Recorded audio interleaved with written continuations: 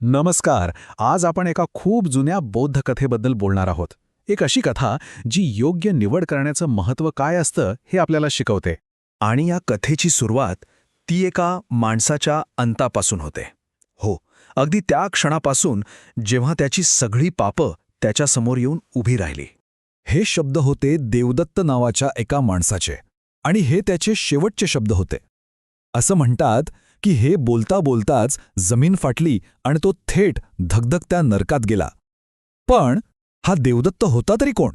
आणि याच प्रश्नाचं उत्तर खुद्द गौतम बुद्धांनी एका जुन्या कथेतून दिलंय. चला तर मग ऐकूया ती कथा. बरं, ती मुख्य कथा समजून घ्यायच्या आधी आपल्याला थोडं देवदत्तबद्दल जाणून घ्यावं लागेल. म्हणजे तो कोण होता आणि त्याचा शेवट इतका वाईट का झाला. तर देवदत्त त्याच्या मनात बुद्धांबद्दल 9 महिने द्वेष होता, आणि हा द्वेष इतका तीव्र होता की त्याच्या तोंडातून गरम रक्त यायचं. त्याने नंतर सलोखा करायचा प्रयत्न केला खरा, पण तोपर्यंत खूप उशीर झाला होता. परिणाम, औची नरकाच्या आगीत तो भस्म झाला, आणि एकटा नाही तर त्याच्यासोबत त्याच्या 500 अनुयायांची कुटुंबही नष्ट झाली.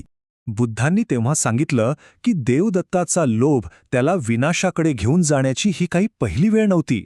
आणि हेच समजावून सांगण्यासाठी त्यांनी एक जुनी गोष्ट सांगितली, एक अशी गोष्ट जी आपल्यालाही खूप काही शिकवून जाते. तर ही गोष्ट आहे काही सुतारांची. ते त्यांच्या भूतकाळापासून पळत होते. काही गोष्टी मागे सोडून त्यांना पुढे जायचं होतं.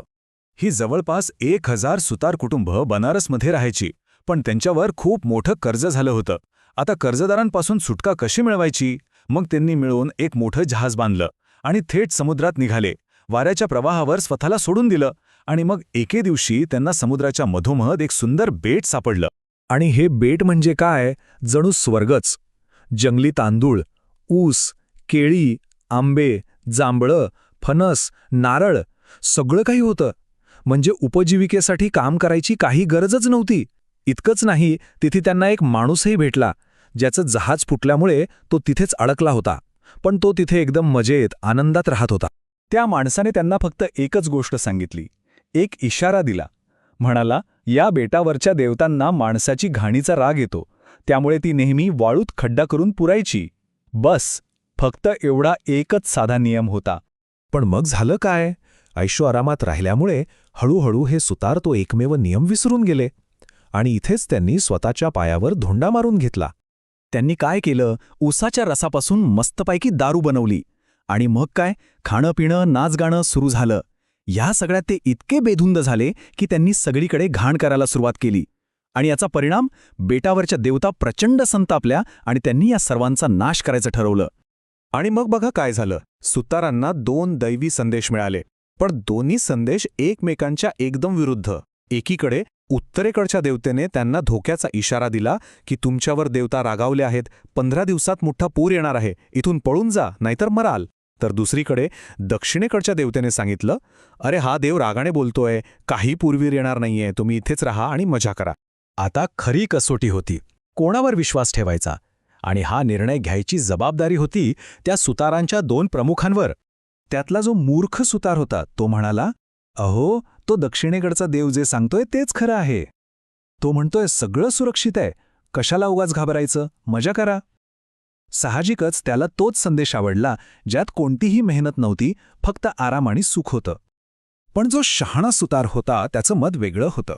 तो म्हणाला, असं लगेच काही ठरू नका, जे काही आधी ऐकलं तेच खरं किंवा खोटं मानू नका.